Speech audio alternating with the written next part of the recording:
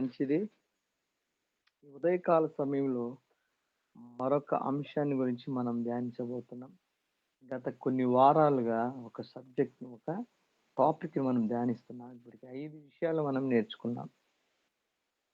ఏమేమి నేర్చుకున్న 5 విషయాలు? ఒకటి, ఎవరిని బాధ పెట్టకూడదు. తర్వాత రుణస్థులకి రుణం చెల్లించాలి. బలాత్కారం చేత ఎవరిని నష్టం కలిగించకూడదు. ఆకలి గల వానికి ఆహారం పెట్టాలి. దిగంబరిగా ఉన్నవానికి బట్టలు ఇవ్వాలి. 5 అయిపోయి ఈరోజు 6వది. ఈ సబ్జెక్టు క్రైస్తవులందరికీ ఒక టెస్ట్ లాంటిదనమాట. ఎక్కువ శాతం ఈ విషయంలోనే ఫెయిల్ అయిపోతారు. స్కూల్లో ఎక్కువ శాతం ఏ సబ్జెక్టులో ఫెయిల్ అవుతారు? ఎక్కువ శాతం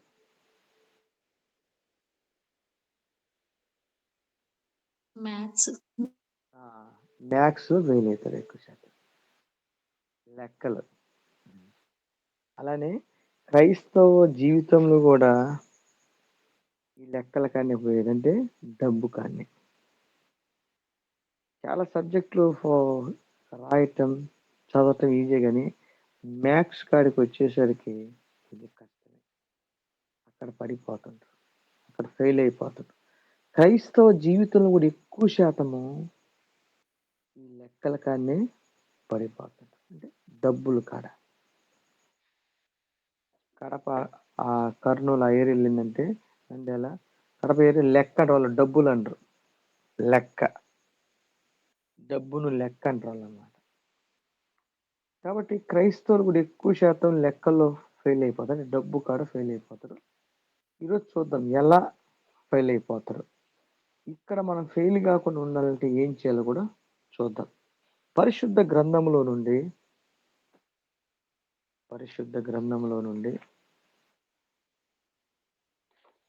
మన మూలవాక్యాన్ని ఒకసారి చదువుకొని ముందుకెళ్దాం. హెస్కేలు గ్రంథము 18వ అధ్యాయము 7వ వచనం మన మూలవాక్యం.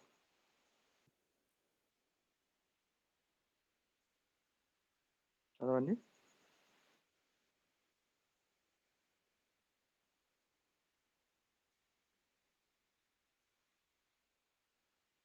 ఏడు 8 వచనాలు. హెస్కేలు గ్రంథము 18వ అధ్యాయము 7, 8 వచనాలు.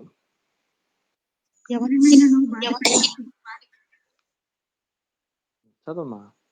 ఎవరినైనను బాధ పెట్టకయు రుణస్థునికి అతని తాకట్టును చెల్లించి బలాత్కారము చేత ఎవరికైనాను నష్టం కలుగు చేయకుండా వాడై ఆకలిగని వానికి ఆహారం ఇచ్చి దిగంబరికి బట్ట ఇచ్చి వడ్డీకి అప్పియ్యకయు లాభము చేపట్టకయు అన్యాయము చేయకయు నిష్పక్షపాతముగా న్యాయము తీర్చి యథార్థపరుడై నా కట్టలను గైకొనుచు నా విధులను అనుసరించుచుండని ఎడల వాడే నిర్దోషియగును. అది ఇక్కడ ఒక పాయింట్ ఏంటి? వడ్డీకి అప్పు ఇయ్యక, లాభము చేపట్టకయు, అన్యాయము చేయక. ఓకే, ఈరోజు 6వ అంశము, మనము దేవుని ఎదుట నిర్దోషులుగా నిలబడాలి అంటే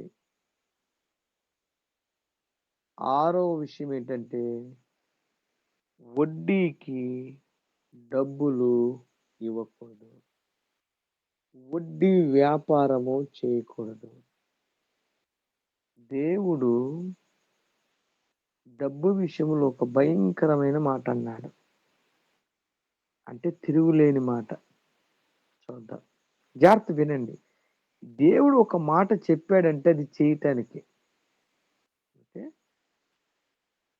దేవుడు ఒక మాట చెప్పాడంటే మన మంచి కోసం. ఏదైతే వద్దంటాడో మనం దాన్ని చేయటానికి ప్రయత్నం చేయకూడదు, దానిని తీసుకోవటానికి ప్రయత్నం చేయకూడదు. వద్దన్న వాటిని దేవుడు వద్దు అన్నాడంటే ప్రమాదం ఉన్నట్టు అంతే. దేవుడు ఏమంటే తినొద్దు అన్నాడు అంతే, తినొద్దు అన్నాడు. వాళ్ళు తిన్నారు, ఏమైపోయింది? నష్టం ఎవరికి? తిన్నది. దేవుడు చెప్పాడు, యెహోషువకు చెప్పాడు, మీరు యెరికో పట్టణం మీదకి వెళ్ళండి, కానీ అందులో తీసుకోవద్దన్నాడు. తీసుకున్న ఆకాన్ ఏమైపోయాడు? చచ్చిపోయాడు. తీసుకున్నందుకు అంతే, అనుభవించినందుకు కాదు, తీసుకుంది. వద్దు అన్నాడు అంతే. ఆదాముతో తినొద్దన్నాడు, యెహోషువతో తీసుకోవద్దన్నాడు.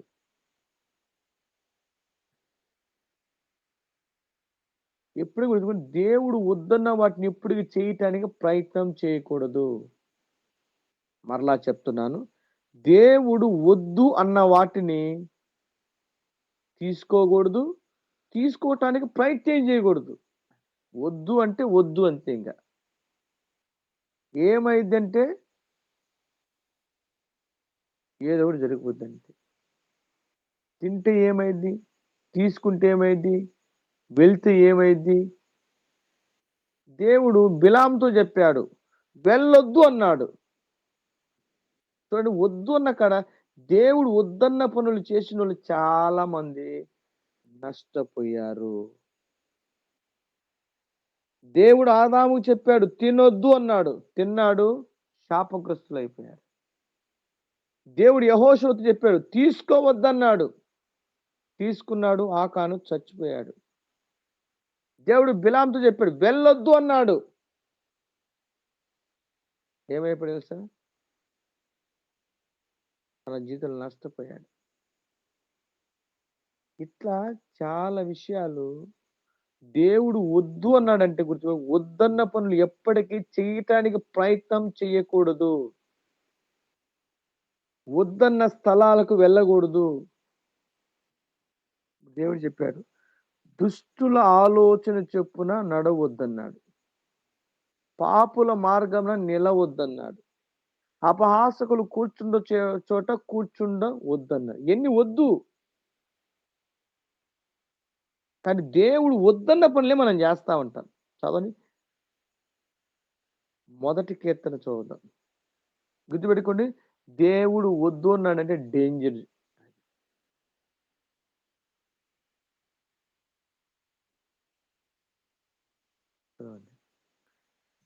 దుష్టుల ఆలోచన చొప్పున నడువక, పాపుల మార్గం నిలువక, అపహాసకులు కూర్చుండు చోటను కూర్చుండక, యెహోవా ధర్మశాస్త్రం నందు ఆనందించుచు దివారాత్రము దానిని ధ్యానించువాడు ధన్యుడు. చాలు. అంటే ఈ దేవుడు ఏమంటుడు, వద్దు, దుష్టుల ఆలోచన చొప్పున నడువవద్దు, పాపుల మార్గమున నిలవవద్దు, అపహాసకులు కూర్చున్న చోట కూర్చుండవద్దు. వద్దు. కానీ మనం దేవుడు వద్దన్న వాటినే కావాలని కోరుకుంటాం. కాబట్టి ఉదయకాల సమయంలో జాగ్రత్తగా ఆలోచించండి. దేవుడు వద్దన్న పనులు ఎప్పటికీ మనం చేయకూడదు. దేవుడు వద్దు అన్నాడంటే అది మన మంచి కోసమే, మన క్షేమం కోసమే. కానీ మనం ఏం చేస్తామంటే వద్దన్న వాటిని చేయటానికి ప్రయత్నం చేస్తాం. అందుకే మన జీవితంలో నష్టాలను, కష్టాలను ఎదుర్కొంటున్నాం. అది చిన్నది కావచ్చు, వద్దు అన్నప్పుడు ఆగిపోవాలంటే. ఇప్పుడు పౌలు గారు ఆసియాలో సువార్తను ప్రకటించటానికని బయలుదేరు, పరిశుద్ధాత్మ దేవుడు వద్దు అన్నాడు. సేవ చేయటం పాపం కాదు, కానీ దేవుడు అన్నాడు ఆసియాకి వెళ్ళొద్దు అన్నాడు అంతే. పౌలు వెళ్ళటం మానేశాడు. చదవండి అపోస్తుల కార్యములు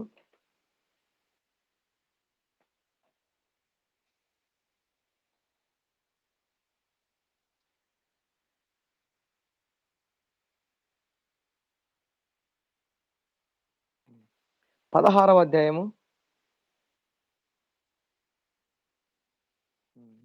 6వ వచనం. ఆసియాలో వాక్యం చెప్పకూడదని పరిశుద్ధాత్మ వారిని ఆటంకపరిచినందున వారు బుగ్రియా, గలతియా ప్రదేశముల ద్వారా వెళ్ళిరి. 7 కూడా ముసియా దగ్గరకు వచ్చి బితునియాకు వెళ్ళుటకు ప్రయత్నం చేసిరి గాని యేసు యొక్క ఆత్మ వారిని వెళ్ళనీయలేదు. అంతట వారు ముసియా దాటిపోయి. ఇక్కడ ఆసియాలో వాక్యము చెప్పకూడదని పరిశుద్ధాత్మ వారిని ఆటంకపరిచినందున వారు పృగియ గలతీయ ప్రదేశములకు ద్వారా వెళ్ళేది వాక్యం. తర్వాత ఇక్కడ చూస్తే వెళ్ళుటకు ప్రయత్నం చేసిరు కానీ యేసు యొక్క ఆత్మ వారిని వెళ్ళనీయలేదు. అంటే వద్దు అన్న చోటకి వెళ్ళకూడదు, వద్దన్న వస్తువుని తీసుకోకూడదు, వద్దన్న పని చేయకూడదు. ఓకే, ఇప్పుడు చూద్దాం ఈ ధనం గురించి మన జీవితంలో ఎలా మనిషి ధనమును పాడు చేస్తుందో. బైబిల్ ఒక మాట ఉంది, ధనమును నమ్ముకుని వాడు పాడైపోవును. ధనమును నమ్ముకుని వాడు పాడైపోవును. ధనము సమస్త కీడులకు మూలము. పరిశుద్ధ గ్రంథంలో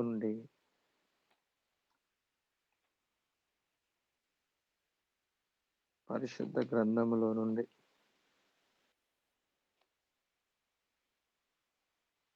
తిమోతి పత్రిక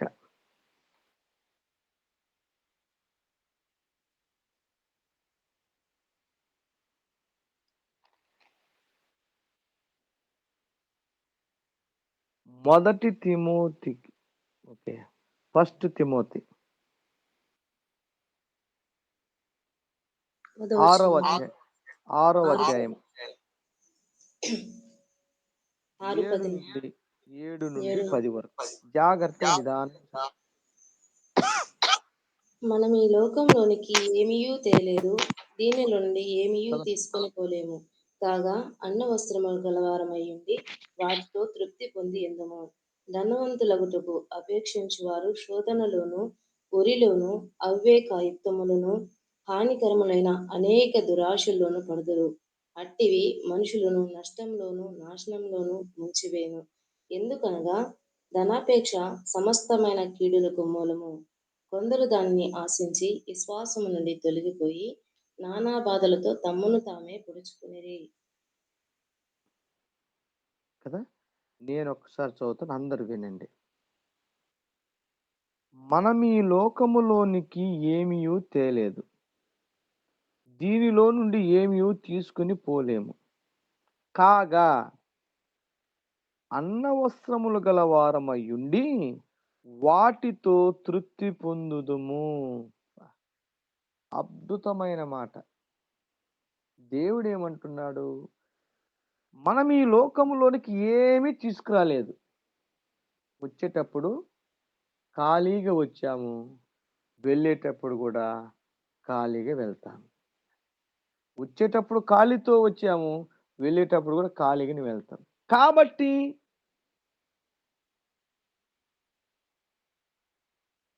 కాగా అన్న వస్త్రములు గలవారమయ్యుండి వాటితో తృప్తి పొంది ఇందుము.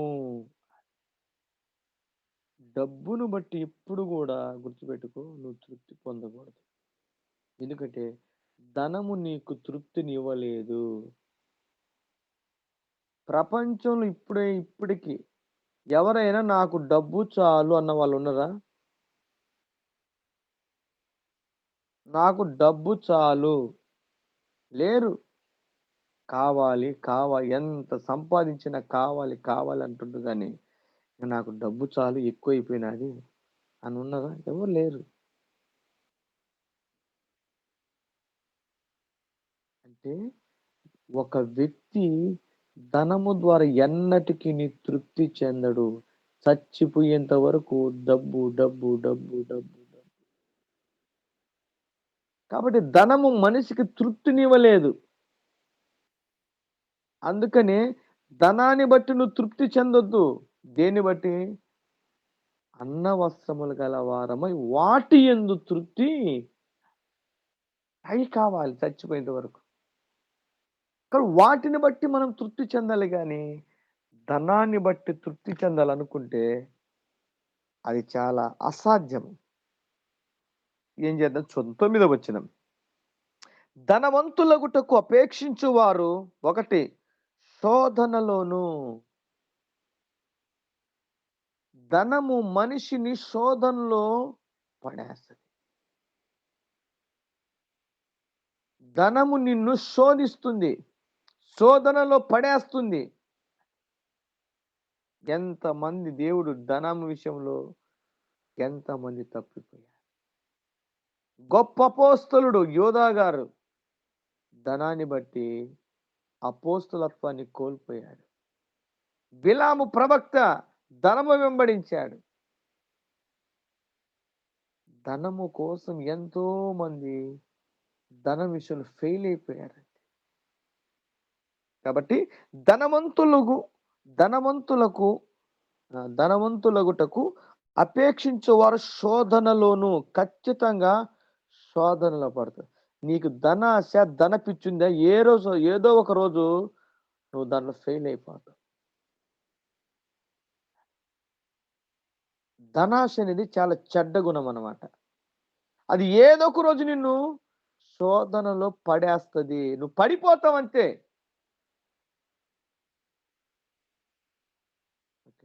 రెండవది ఉరిలోను. ధనము గుర్తుపెట్టుకోండి, నిన్ను శోధనలో పడేస్తుంది. రెండవది, కొన్నిసార్లు ధనము వల్ల నీకు ఉరైపోద్ది అన్నమాట. ఈ మధ్య ఒక వ్యక్తి నాకు రోజు ఫోన్ చేస్తున్నాడు. ఒక 4-5 సంవత్సరాల నుంచి నేను ఫోన్ ఎత్తకపోయినా ఫోన్ చేస్తూ ఉంటాడు. మంచి విశ్వాసి, దేవుడంటే పిచ్చి ప్రేమ. ధనం జోలికి వెళ్ళాడంతే. వేరే వాళ్ళకి 50-60 లక్షల డబ్బు తీసుకుని అప్పిచ్చాడు. ఈ రోజుకి నేను ఫోన్ ఎత్తకపోయినా కానీ కొన్నిసార్లు ఎత్తనిందంటే గదే సమస్య అన్నమాట. అసలు ఎంత నలిగిపోతున్నాడంటే ఆయనకు చావు ఒక్కటి మిగిలింది. ఇప్పుడు ఆ ధనం అతనికి ఉరైపోయింది. కాబట్టి కొన్నిసార్లు ధనము నీకు ఉరితాడై నీ కుచుకు బిగించుకుంటుంది. గుర్తుపెట్టుకో. ఇప్పుడు అతను ఉరితాడు, ఇంకా ఎలా కడతాడు 60-70 లక్షలు? కష్టం. ఉరేసుకున్నట్టు ఇంకా. ఇప్పుడు ఆ తాళ్ళు అవుతాడో తెలియదు. ఉరిలోను. తర్వాత అవివేక యుక్తములను హానికరములనైన అనేక దురాశల్లోనూ. డబ్బు ఎక్కువ ఉంటే నీకు ఆశలు ఎక్కువ పెరిగిపోతాయి. చూడండి, గుర్తుపెట్టుకోండి, ప్రాక్టికల్గా చెప్తున్నాను. ఇవి నీకు డబ్బులు ఎక్కువ ఉంటే నీకు ఆశలు కూడా ఎక్కువ ఉంటాయి. డబ్బు లేనోడి కంటే డబ్బున్నోడికి ఆశలు ఎక్కువ. ఎందుకంటే డబ్బు లేనోడికి ఆశలు, ఎందుకంటే డబ్బు లేదు కాబట్టి. ఒకవేళ కొన్ని ఉన్నా కొనటానికి ఏం లేదు. కానీ డబ్బు ఉన్న వాళ్ళకి ఆశలు కూడా ఎక్కువ ఉంటాయి అన్నమాట. చూడండి, ఇంట్లో ఒక 10,000 ఉంటే మనిషికి ఏం ఆలోచన వస్తే, ఏది కొందాము, ఎక్కడికి వెళ్దాము, ఏ వస్తువు కొందామని. ఇదే డబ్బు లేనుడికి ఏముంటుంది? డబ్బు లేకపోతే ఏం ఆలోచన రాదు. ఒకవేళ వచ్చిన ఏం సుఖం, ఏం ప్రయోజనం లేదు. కానీ ఎప్పుడైతే డబ్బు నీ దగ్గర స్టాక్ ఉంటుందో గుర్తుపెట్టుకో, నీ ఆలోచన అంతా ఏంటి తెలుసా? ఏంటి ఆలోచన? ఆశలు ఎక్కువైపోతాయి. ఆశలు. బట్టలు ఉంటాయి కానీ కొత్త బట్టలు కొనాలని ఆశ. ఇంట్లో వస్తువులు ఉంటాయి, ఇంకా ఎక్కువ వస్తువులు పెంచాలని ఆశ. తినటానికి తిండి ఉంటుంది, హోటల్కి వెళ్ళి బిర్యానీ తిందామని ఆశ. ఇది కూడా దురాశే. ఇప్పుడు ఒకవేళ జర్నీలో అది వేరు, కానీ డబ్బు ఎక్కున్నప్పుడు ఇంట్లో చేసుకున్న దాంతో మనం తృప్తి చెందలేం. హోటల్కి వెళ్ళని, తిండి మీద ఆశ, బట్టల మీద ఆశ, షికారుకి వెళ్దామని ఆశ. ధనము ఎప్పుడైతే మన దగ్గర ఎక్కువగా ఉంటుందో ఆశలు కూడా, ఏ ఆశలు? దురాశలు ఎక్కువైపోతాయి. ఇప్పుడు ప్రయాణమయ్యే వ్యక్తి అన్నం బయట తినాలి, తినొచ్చు, తప్పు లేదు. కానీ ఇంట్లో అన్నం ఉండి కూడా బయటికి వెళ్ళాలంటే అర్థం ఏంటి? కావాలి. ఇప్పుడు బట్టలు లేవనుకో, బట్టలు కొనుక్కొని తప్పు లేదు. బట్టలు బీరువాలన్నీ నిండిపోయినా కానీ బట్టలు కొనాలన్న ఆశ. ఇంకోటి, బట్టలు ఓకే సామాన్యం, కానీ విలువైనవి కొంటామన్నమాట. బట్టలు కొంటలు తప్పు లేదు, మరీ విలువైనంటే అది దురాశే. బట్టలు కావాలి. ఒక్కొక్కరు కొంతమంది డబ్బులు పిచ్చి పిచ్చి ఖర్చు పెడుతున్నారు.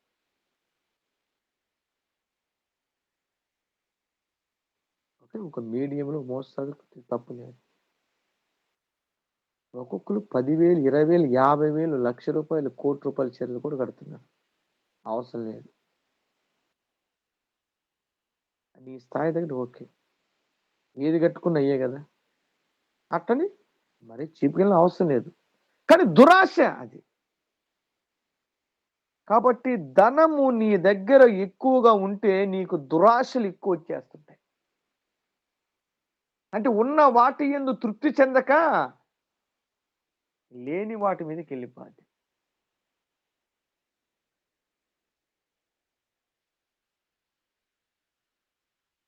ఆహారం లేక ఎంతో మంది, ఆ బట్టలు లేక ఎంతో, కానీ మనకు అన్నీ ఉన్నా గానీ వేరేవి కావాలని కోరుకుంటాం. కాబట్టి ధనమును ప్రేమించే వాడికి, ధనమును ఎక్కువ కలిగిన వాడికి దురాశలు ఎక్కువ పుడతా ఉంటాయి. దురాశలు ఎక్కువగా పుడుతూ ఉంటాయి. తర్వాత అట్టివి మనుషులను నష్టములోను, నాశనములోను ముంచివేయును. అట్టివి మనుషులను నష్టములోను. ఒక ఆమె భర్తకు తెలియకుండా చీట్ చేసిందంట. భర్తకు సర్ప్రైజ్ చేయటానికి. భర్త తెచ్చే డబ్బులు తృప్తి చెందకుండా ఏం చేసి భర్త జోబులో ఉన్న డబ్బులు, ఆ ఉతికేటప్పుడు డబ్బులన్నీ కూడా దాచిపెట్టి చీట్ వేస్తుందంట భర్తకు తెలియకుండా. చీట్ చేసేటప్పుడు చెప్పిందంట, అయ్యా నేను నీ దగ్గర చీట్ వేస్తున్నట్టు ఎవరికి కూడా తెలియకూడదు. ఆఖరికి నా భర్తకు కూడా తెలియకూడదు అని చీట్ చేసింది. చాలా మాసాలు కట్టింది. ఈమె కట్టేది ఎవరికి తెలియదు. ఇంట్లో వాళ్ళకి ఎవరికి తెలియదు. ఎవరికి కూడా చెప్పొద్దు అన్నది. కొంతకాలం కట్టిన తర్వాత బాగా ఏం చేసింది తెలుసా? ఆ చీట్ వేసేవాడి డబ్బులు తీసుకుని ఎత్తుకుని వెళ్ళిపోయాడు అనమాట. ఇప్పుడు ఆ భార్య ఏం చేయాలి చెప్పండి? ఇప్పుడు ఎవరికి చెప్పాలి? ఎవరిని అడగాలి? ఇప్పుడు భర్తకి చెప్పామనుకో, నువ్వు నాకు తెలియకుండా వాడి దగ్గర చీట్ ఎందుకు వేసావు? అవునా కదా? ఆలోచించండి. నష్టములు బాధపడుతుంటే ఒకరోజు, ఎందుకమ్మా నువ్వు బాధపడుతున్నావు, ఎందుకు ఏడుస్తున్నావు అంటే, నేనంటే నీకు తెలియకుండా చీట్ వేసినాను. ఓ దీనికని నువ్వు బాధపడవు, సరే పోయి అడగడుద్దాం. పోయేసరికి అక్కడ వాడన్నాడంట, నువ్వు నాకెప్పుడు కట్టావన్నాడు. ప్రూఫ్ లేదు కదా. సరేనని ఏమరకు ఇంటికి తీసుకొచ్చి పిచ్చి పిచ్చి కొట్టాడంట. నువ్వు నా జోబులో డబ్బులు ఎటు పోతున్నాయి, నేను చాలా కాలంగా బాధపడుతున్నాను. నా జోబులో డబ్బులన్నీ నువ్వు తీసి నాకు తెలియకు నువ్వు సీటేసి ఎవడికో వాడికి నువ్వు ఇచ్చావని కలిపేసి బాధిపారు నొక్కిందంట. ఒక ధనము నష్టం తెచ్చిందా, లాభం తెచ్చిందా? అసలు భర్త జోబులో డబ్బులు దొంగతనం చేయటం మొదటి తప్పు. రెండోది భర్తకు తెలియకుండా సీట్ ఇయటం రెండో తప్పు. మూడోది డబ్బులు లేనందుకు వచ్చి మళ్ళీ ఏడుస్తుంది. ఏడవటం వల్ల నష్టం కలిగిందా, లాభం కలిగిందా? తన్నులు తిన్నది. ఇప్పుడు మనిషిని ఏం చేసింది? ధనము ఏం చేసి అట్టి మనిషి నష్టములోను. ఇప్పుడు భర్త దగ్గర డబ్బు అంతా తీసుకుంది, తెలియకుండా తీసుకుంది. ఏమి నష్టపోయింది లేదా? డబ్బు పోయింది, ఆఖరికి తన్నులు కూడా పడ్డాయి. ఆలోచించు. నష్టములోను, తర్వాత నాశనములోను ముంచివేయును. చాలా మంది డబ్బును బట్టి అప్పులు ఎక్కువైపోయి తిరిగి చెల్లించలేక ఆత్మహత్య చేసుకొని చచ్చిపోయారు. డబ్బులు ఆఖరికి మనిషికి ఏం చేసింది? చచ్చిపోయారు. చాలా మంది ఉన్నారు. డబ్బు కట్టలేక, వడ్డీలు కట్టలేక తీర్చలేక చచ్చిపోయారు. నష్టములోను నాశనములోను పడవేను, ముంచివేయును. తర్వాత 10 వచనం. ఎందుకనగా ధనాపేక్ష సమస్తమైన కీడులకు మూలము. కొందరు దానిని ఆశించి విశ్వాసం నుండి తొలగిపోయి నానా బాధలతో తమ్మును తామే పొడుచుకునిరి.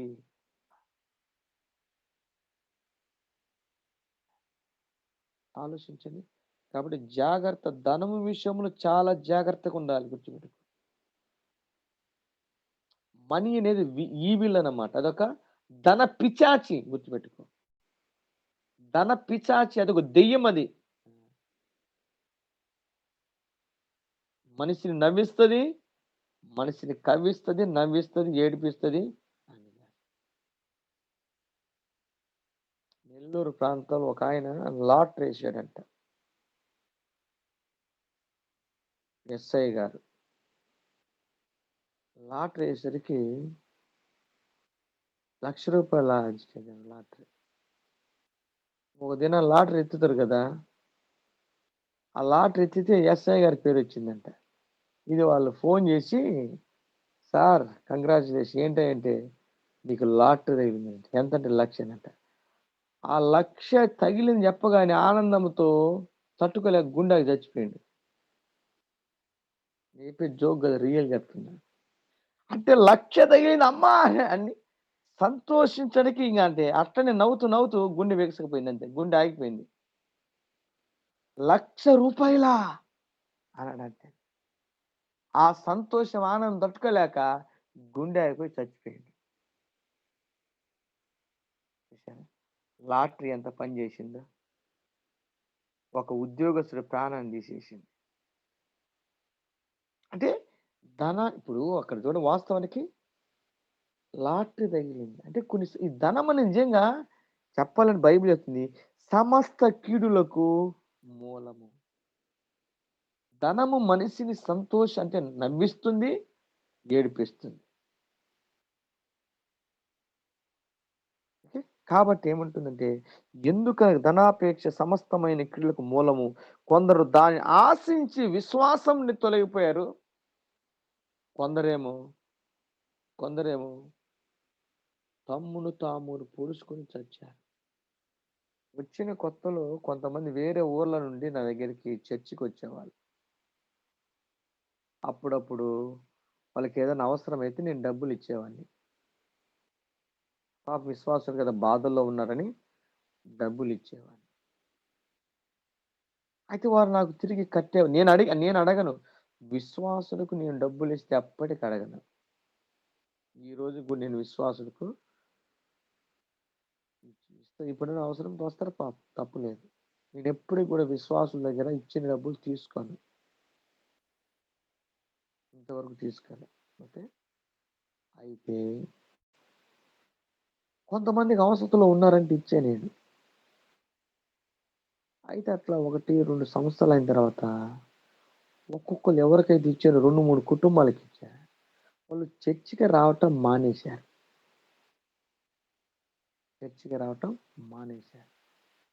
తర్వాత నేను పక్కన వాళ్ళని అడిగా, వాళ్ళు ఎందుకు చర్చికి రావటం లేదు, బాగా వచ్చేవాళ్ళు కదా, బాప్టిజం తీసుకున్నారు. వాళ్ళు తర్వాత చిన్నగా నేను అడిగింటే కాక వాళ్ళు అడిగారు, చిన్నగా చెప్పారంటే, పాస్టర్ గారి దగ్గర డబ్బులు తీసుకున్నాము, చాలా రోజులైంది, తిరిగి కట్టలేదు, కాబట్టి ఆడికి వెళ్తే పాస్టర్ గారు డబ్బులు లేదు కదా, డబ్బులు అడుగుతాడేమోనని చర్చికి మానేశాము. చూసారా, నాకు అప్పుడు అర్థమైంది, విశ్వాసులు అయిన వాళ్ళందరూ కూడా డబ్బులు ఇవ్వకూడదు. ఒకళ్ళు ఇచ్చేటప్పుడు ఈ మళ్ళా నాకు ఇద్దామా ఊరకనని అన్నా చెప్పాలి. లేకపోతే ఏమవుతుందంటే పాప ఆపదలో ఉండి తీసుకుంటారు, కానీ వాళ్ళకు డబ్బులు రాక తిరిగి చెల్లించలేదు. ఎంతో కాదు, 1,000, 2,000, 3,000, 5,000 అవి కూడా కష్టమే కొంతమంది తిరిగి చెల్లించడానికి. వాటిని బట్టి ఎక్కడ నేను డబ్బులు అడుగుతున్నామని వాళ్ళకు కూడా చాలా రోజులైంది కదా, పాస్టర్ గారు ఏమైనా బాధపడుతుంది డబ్బులు అసలు చర్చికి వెళ్ళటం మానేస్తే ఈ గొడవ ఉండదు కదని వాళ్ళకి సాతానుగా ఐడియా ఇస్తాడు. అట్లా కొంతమంది చర్చి మానేశారు. ఎందుకంటే ఆ తీసుకున్న డబ్బులు చిన్న అమౌంటే, కానీ కట్టలేక అడుగుతున్న భయంతో. అప్పటి నుంచి నేను తెలుసుకుందండి, ఎవరికన్నా కావాలంటే ఓకే, పెద్ద అమౌంట్ వాడికి చిన్నవి అడుగుతారు అనమాట. లక్షలు లక్షలు అడుగురు. మళ్ళా నాకేం అవసరం లేదు.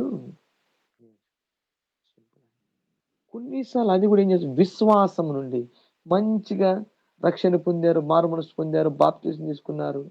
కానీ ఆ ధనాన్ని బట్టి వాళ్ళు ఏమవుతుండ్రు, చర్చికి రావట్లేదు. అంటే అర్థమైంది, దేవుని ఎదుకు రాకుండా వాళ్ళు విశ్వాసం నుండి తొలగిపోయారు. అప్పటి నుంచి ఎవరికైనా ఇచ్చారనుకో, ఇది నాకేం అవసరం. కొంతమంది తెచ్చి మళ్ళీ తీస్తుంటారు, నేను తీసుకోను, ఇంకా బలవంతం చేస్తే తీసుకుంటా. అప్పటి నుంచి నేను తీసుకుని ఎవరికైనా ఇస్తే ముందే చెప్తా, డబ్బులు నాకేం అవసరం లేదు, వాడుకో. ఇంకా వాళ్ళకు ధైర్యం అనమాట. ఇంకెందుకు, దేవుడు పాస్టర్ గారు ఊరకనే ఇచ్చాడు. అసలు విశ్వాసులకు మనకి ఇబ్బంది ఉంటుంది, విశ్వాసాలు కూడా ఉంటుంది, ఏటో తప్పలేదు. కానీ ఇచ్చే ముందు క్లారిటీగా చెప్పాలి. లేదా ఒకవేళ పని మీరు అందరం చేయలేదు, ఒకళ్ళు ఇచ్చాను, అమ్మ నీకున్నప్పుడు అని చెప్పాలి, ఉన్నప్పుడే ఇవ్వండి. కాబట్టి ధనము కొన్నిసార్లు విశ్వాసము నుండి ఏం చేస్తంట, ఎందుకనగా ధనము సమస్త కీడులకు మూలము. కొందరు దాన్ని ఆశించి విశ్వాసం నుండి తొలగిపోయారు. 2-3 కుటుంబాలు చర్చి మానేసి కేవలం నేను డబ్బులు ఇచ్చే కదా అవి అడుగుతారేమోనని మానేసి లోకంలో కలిసిపోయారు. ఇటు పోవట్లే. మళ్ళీ వేరే చోటకి వెళ్తే చూడు, అక్కడికి బ్రాహ్మణ దగ్గరికి వెళ్ళకుండా మళ్ళీ వేరే, మళ్ళీ అదొక ఫీలింగ్ అనమాట వాళ్ళకి. అన్న బాధపడు, ఆడ మానేసి నేనే, పాస్టర్ గారు నన్ను ఏమని లేదు కదా, ఇప్పుడు నీ వేరు చర్చికి పోతే అన్న ఏమని అనుకుంటాడు కదా అని, అట్లా వాళ్ళు వేరే చర్చి కూడా బానేదు. ఇటు మన దగ్గరికి రానియకుండా, అటు ఇంకో దగ్గర పోనీయకుండా వాళ్ళు విశ్వాసం నుండి తొలగించారు. ఇవన్నీ ప్రాక్టికల్గా చెప్తున్నాను అన్నమాట. ఓకే, ఊహించి చెప్పే విషయాలు కాదు, జరుగుతున్నవి, దేవుడు చెప్పినవి ప్రస్తుతానికి ఇలాంటి జరుగుతున్నాయి. కాబట్టి విశ్వాసం తొలగిపోతున్న తర్వాత నానా బాధలతో తమ్ముడు తామే పొడుచుకొనిరి. ధనాన్ని బట్టి ఎంతమంది కత్తితో నరకలేదా, ఎంతమంది కత్తితో పొడవలేదా, కేవలం ధనం కోసం.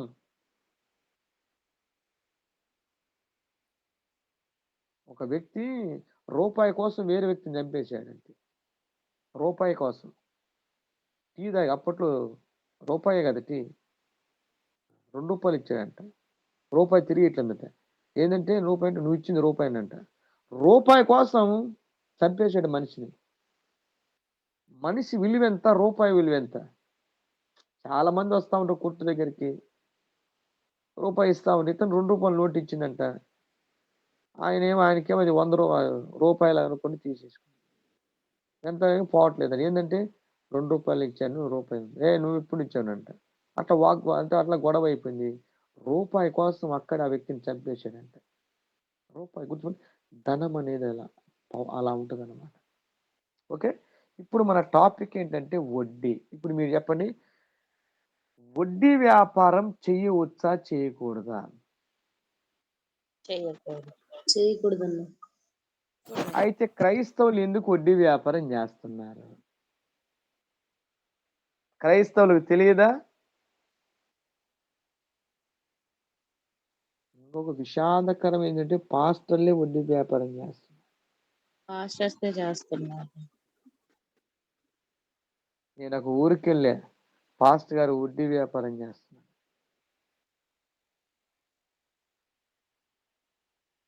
ఓకే, విశ్వాసులందరికీ వడ్డీకి ఇచ్చి పడేశారు. 1,00,000, 2,00,000 అందరికంటే కొంతమంది, మరి అందరికీ అంత డబ్బు ఉండదులే. వడ్డీ వ్యాపారం చేసే దగ్గర డబ్బు ఉంటుంది, ఎందుకంటే వస్తూ ఉంటుంది కాబట్టి. ఆయన వెళ్ళింది జస్ట్ 3 సంవత్సరాలకే, ఆ ఊరికి వెళ్ళింది 3 సంవత్సరాలు తీసేస్తారు. ఈయన తెలివి ఏం చేశాడంటే ఉన్న డబ్బు మొత్తం అడిగిన వాళ్ళందరికీ ఇచ్చి పడేసింది. వాళ్ళు అంటుండ్రు, పాస్టర్ గారు నిన్ను 3 సంవత్సరాలకి మేము చేసుకొచ్చుకుంది అగ్రిమెంటు, 3 సంవత్సరాలు అయిపోయినది, ఇక నువ్వు బయలుదేరొచ్చు అంటే, ఓకే నేను అప్పు ఇచ్చే వడ్డీకి ఇచ్చే కదా, వడ్డీ డబ్బులతో కట్టండి, నేను వెళ్ళిపోతానంట. వాళ్ళు ఏమన్నా వెళ్ళిపోయారంట. ఎందుకు? వాళ్ళ దగ్గర ఉంటే కదా ఇచ్చే, పాస్టర్ గారు ఇచ్చిన వడ్డీ డబ్బులన్నీ వాళ్ళు ఖర్చు పెట్టేశారు. మళ్ళా వస్తారంట, పాస్టర్ గారు నువ్వు ఇచ్చిన టైం మేము ఇచ్చిన టైం అయిపోయిందంటే, సరే వెళ్ళిపోతానండి, మీ డబ్బు వచ్చాయి కదా వడ్డీకి, నాకు ఇవ్వండి నేను వెళ్ళిపోతాను. ఇప్పుడు 10 సంవత్సరాలైంది, వాళ్ళు వడ్డీ కట్టడం లేదు, ఆ పాస్టర్ ఆ చర్చి వదిలిపెట్టి వెళ్ళిపోవట్లేదు. ఆలోచించండి. ఒక దైవజనుడు వడ్డీ వ్యాపారం చేస్తే ఏం బోధ చేస్తాడు చెప్పండి? ఆలోచించండి ఒక్కసారి. అందరు కాదు, ఉన్నారు కొంతమంది పాస్టర్లే వడ్డీ వ్యాపారం చేస్తారు.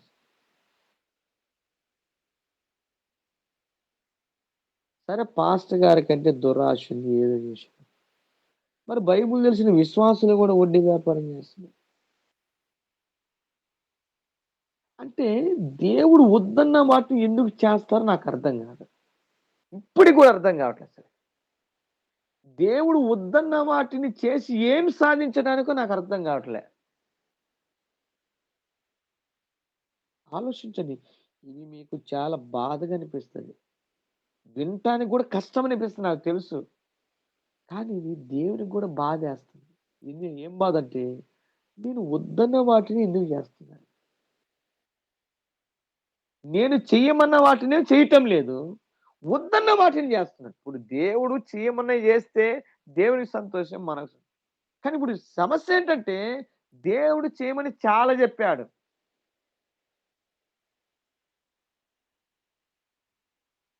ఓకే, అవి దేవునికి ఇష్టమంట.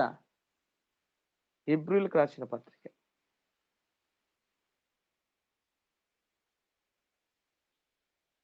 అంటే సాతాను ఎలా కొంతమందిని చిక్కుల్లో పెడుతుందో చూస్తున్నాం. హెబ్రీయులకు రాసిన పత్రిక 13వ అధ్యాయము 16వ వచనం. ఉపకారమును ధర్మమును చేయ మరచిపోకుడి, అట్టి యాగములు దేవునికి ఇష్టమైనవి. ఆ, దేవునికి ఇష్టమని చెప్పాడు, దేవునికి ఇష్టం లేని చెప్పాడు. జాగ్రత్త వినండి, ఓకే. దేవునికి ఏమి ఇష్టమో అవి చెప్పాడు, వాటిని చేయమను, ఇవి చేస్తే నాకు ఇష్టమయ్యా. అలానే దేవుడు కూడా తనకిష్టం లేని కూడా చెప్పాడు. అయితే ఇప్పుడు సమస్య ఏంటంటే, దేవునికి ఇష్టమైనవి చేయటం మానుకొని దేవునికి ఇష్టం లేని వాటిని చేస్తున్నాం. ఇప్పుడు ఎంత స్పష్టంగా ఉంది చూడండి. ఉపకారమును ధర్మమును చేయ మరచిపోకూడదు. అసలు వీటి మర్చిపోవద్దు. ఎందుకని?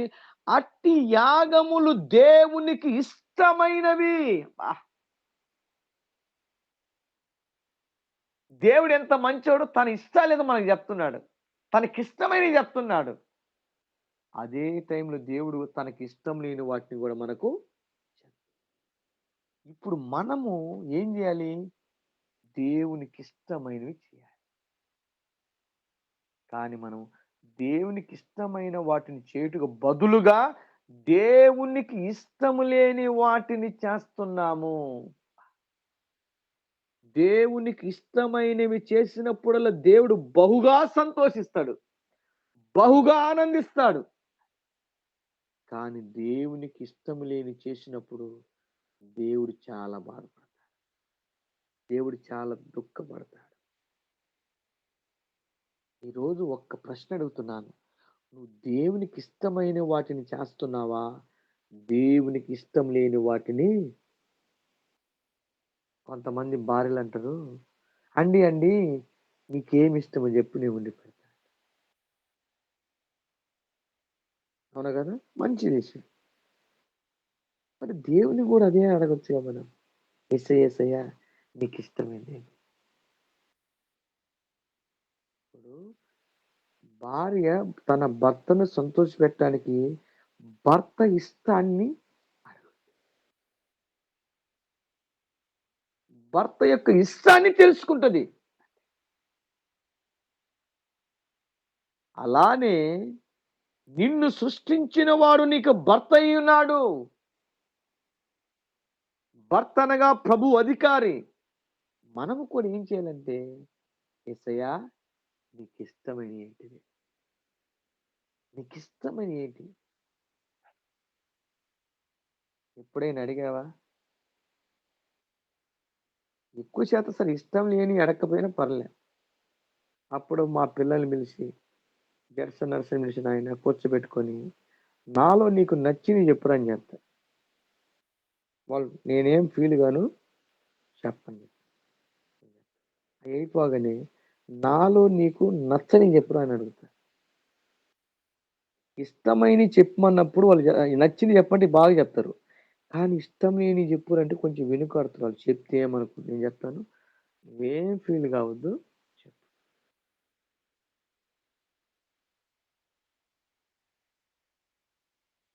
వాటిల్లో కొన్ని కరెక్ట్ చెప్తారు ఇష్టం లేని. కొన్ని ఏమో ఇప్పుడు కొన్ని చెప్తారు డాడీ అది ఇది అని. కొన్నిసార్లు డాడీ నువ్వు ఎక్కువ ఫోన్ మాట్లాడుతావు. ఇప్పుడు ఎవరైనా విశ్వాసులు ఫోన్ చేసి గంట 2 గంటలు మాట్లాడతారు. అది వాళ్ళకి తెలియదు కదా! ఓకే. డాడీ నువ్వు ఎక్కువ కొడతావు డాడీ అంటాడు. కొట్టేది కూర కొట్టం కదా! ఇట్లా కొన్ని కొంతమంది నువ్వు ఎవరికి పడితే వాళ్ళకి డబ్బులు ఇస్తావు డాడీ అంటాడు. వాళ్ళు వాస్తవం పిల్లలు చెప్తా ఉంటారు. అలానే గుర్తుపెట్టుకోండి. మనము దేవుని దగ్గర కూడా ప్రభువా నీకు ఇష్టమైనది ప్రభువా. దావీదు ఏమన్నాడు? నీకు ఆయాసకరమైనది ఏదే నా దగ్గర నుండి చెప్పు నాయన. నీకు ఇష్టం లేనిది. అవునా కదా? నీకు ఇష్టం లేనిది ఏదన్నా ఉంటే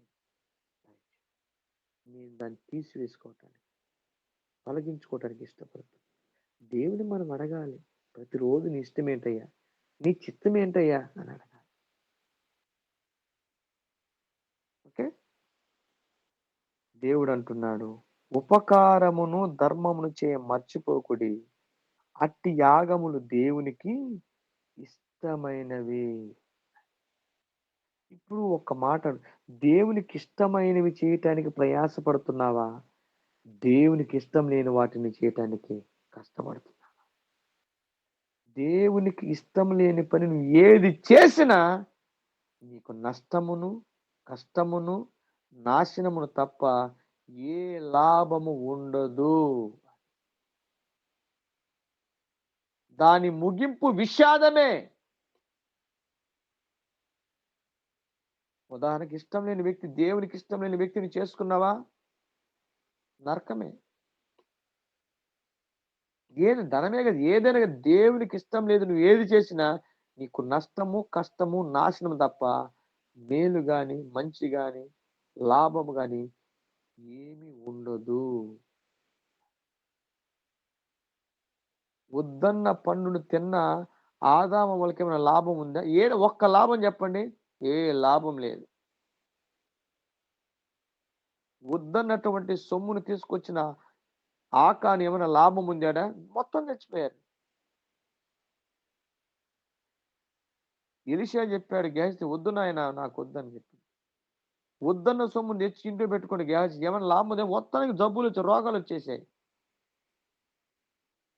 ఇట్లా చెప్పుకుంటూ పోతే చాలా ఉన్నాయి.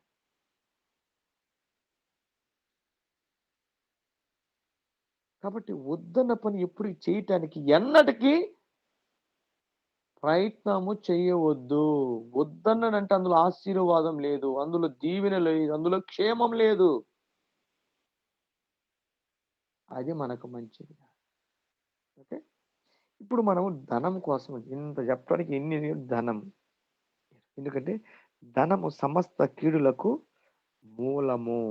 చూద్దాం ఇప్పుడు. హెస్కేలు గ్రంథము 18వ అధ్యాయము 13వ వచనం. అన్ని రెడ్డింగ్తో మార్క్ చేసుకో. ఎందుకంటే ఇవన్నీ కూడా డేంజర్ జోన్స్, ఇవన్నీ ప్రమాదకరమైనవి. దేవుడు కొన్ని విషయాలు చెప్పాడంటే వద్దంటే అవన్నీ రెడ్ జోన్లో పెట్టాలి మనం. అందరు తీయండి దయచేసి, అందరు తీయండి, అందరు తీయండి. హెస్కేలు గ్రంథము 18వ అధ్యాయము 13వ వచనం. అప్పిచ్చి వడ్డీ పుచ్చుకొనుటయు లాభము చేపట్టుటయు ఈ మొదలగు క్రియలు చేసిన ఎడల వాడు బ్రతుకునా ఒక్క నిమిషం, బ్రతుకడు. ఒక్క నిమిషం. ఈ ప్రశ్న ఎవరికేస్తున్నాడు? ఎవరు అడుగుతున్నారు?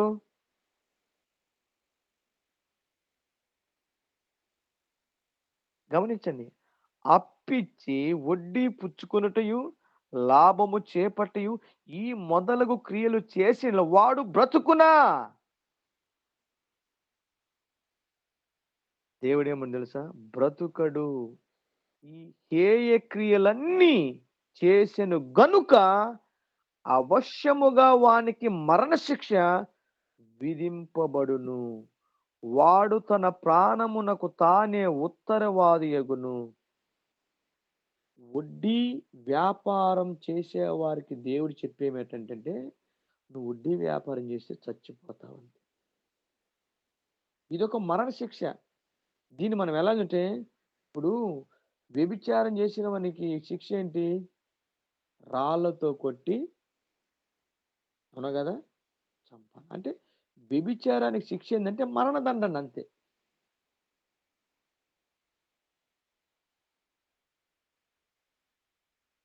ఎలానో వడ్డీ వ్యాపారం చేసేవాడికి వచ్చే శిక్ష కూడా మరణదండనేనంట అది. ఎందుకంటే ఒక వ్యక్తి గుర్తుపెట్టుకోండి, వ్యభిచారము చేస్తే ఎలాంటి శిక్ష వస్తుందో, ఎలాంటి పనిష్మెంట్ వస్తుందో, వడ్డీ వ్యాపారం చేసేవాడు కూడా అదే శిక్ష అంట. ఈక్వల్ అన్నమాట.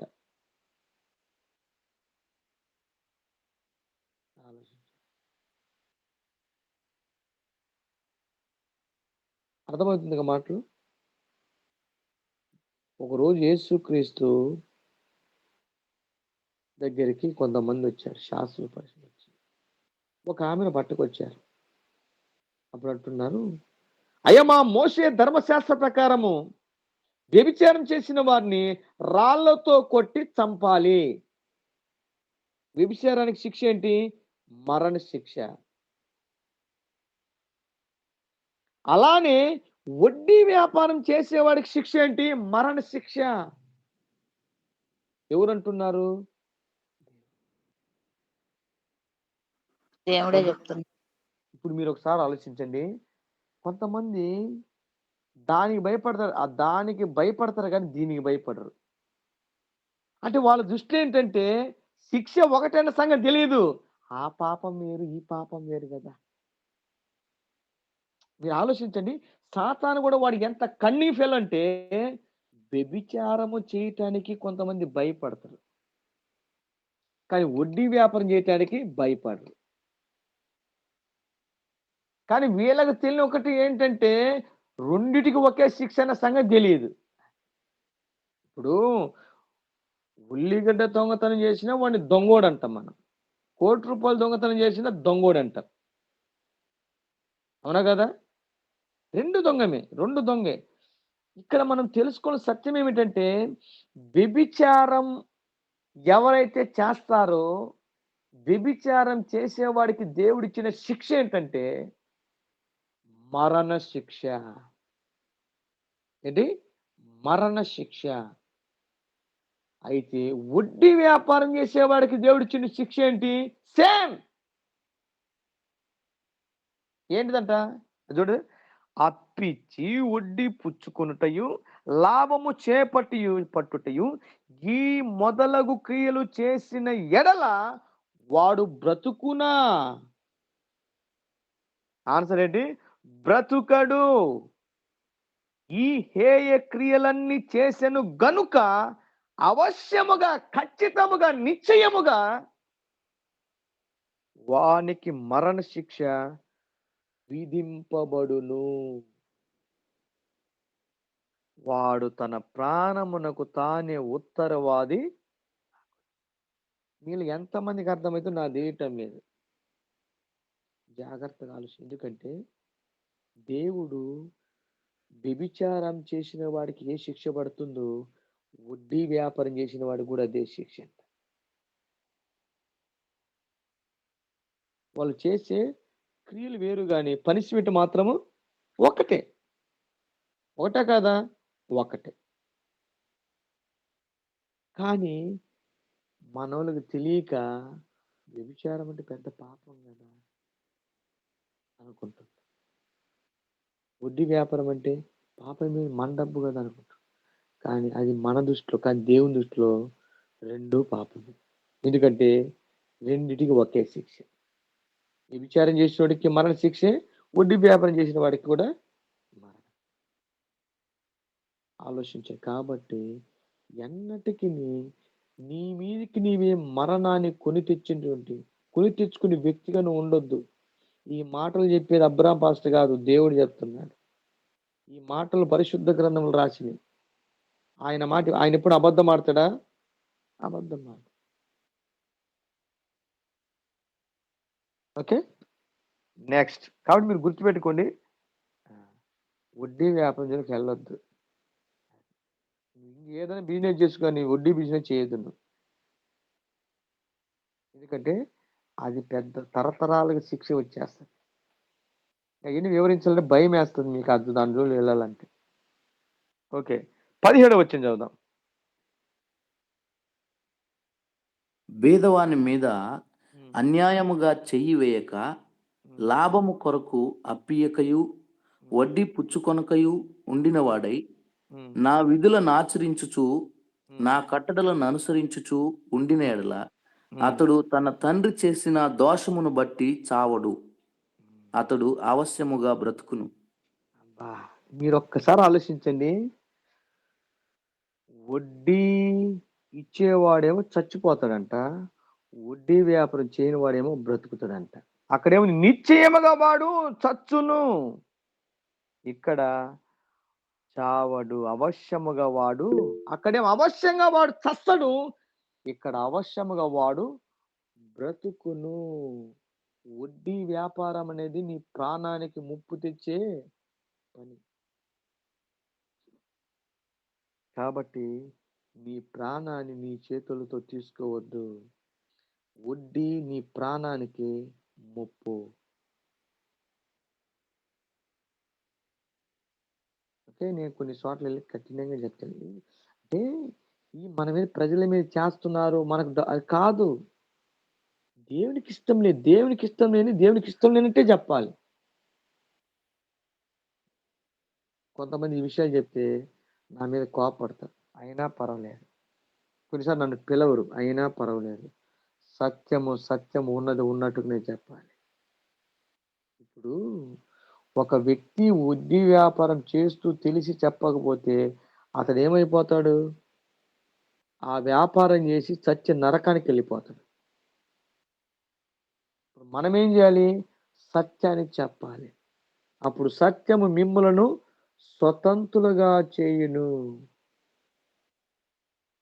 అప్పుడు ఆ వ్యక్తి నరకానికి వెళ్ళి కాపాడినట్టే కదా. దేవుడు కూడా చెప్పమంటాడు.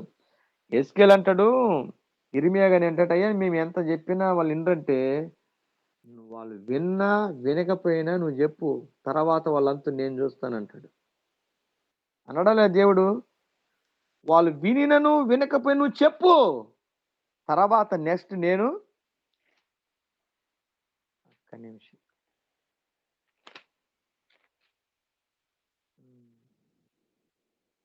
అయితే ఒకసారి చూడండి, ఇర్మియా గ్రంథము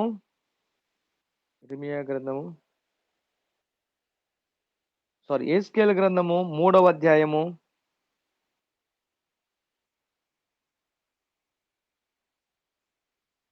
18వ వచనం.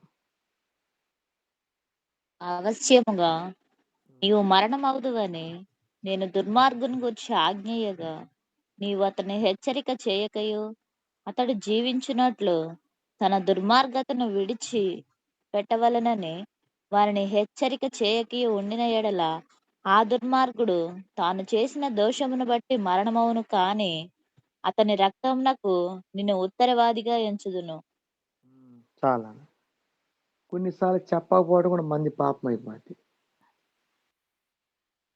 చెప్పకపోవటం పాపము, వాళ్ళు చేసే తర్వాత సంగతి. అలాంటి పనులు క్రియలు చేసే వారికి చెప్పకపోతే మంది పాపం అయిపోద్ది. దేవుడు ఏమంటున్నాడు? అతడు జీవించున్నట్లు తన దుర్మార్గం విడిచిపెట్టను వాని హెచ్చరిక చేయక నుండిన ఎడల ఆ దుర్మార్గుడు తాను చేసిన దోషం నుండి మరణమవును గాని అతని రక్తమునకు నిన్ను ఉత్తరవాదిగా ఎంచుదను. ఆలోచించు. కాబట్టి చెప్పాలి, ఎందుకంటే వాళ్ళు ప్రమాదంలో ఉన్నారు. వాళ్ళు చచ్చిపోతే వాళ్ళ ప్రాణానికి మనం ఉత్తరవాదం అవుతాం. ఏంటయ్యా మేము ఎంత చెప్పినా వాళ్ళు ఇండ్రయ్య అంటే చూద్దాం ఒక్క మాట. అయితే ఆ నీవు తర్వాత దుర్మార్గు చెప్పు, చదువునా 19. అయితే నీవు దుర్మార్గుని హెచ్చరిక చేయగా అతడు తన దుర్మార్గత నుండి దుష్క్రియల నుండి మరలని ఎడల అతడు తన దోషమును బట్టి మరణమవును కాని నీవు తప్పించుకొందువు. కాబట్టి ఒక సేవకుని ఎక్కడికి వెళ్ళినా డేరు చెప్పేస్తా అంతే, ఎందుకంటే వాళ్ళ దోష నా మీదకి రాకున్నట్టు, వాళ్ళ దోషము నా మీదకి రాకున్నట్లు చెప్పాలి. మీరు కూడా చెప్పాలి, తప్పు లేదు. ఓకే, భర్త ఒకవేళ వడ్డీ వ్యాపారం చేస్తుంటే నువ్వు విశ్వాసకి నీ భర్తకి చెప్పాలి, అయ్యా వద్దయ్యా.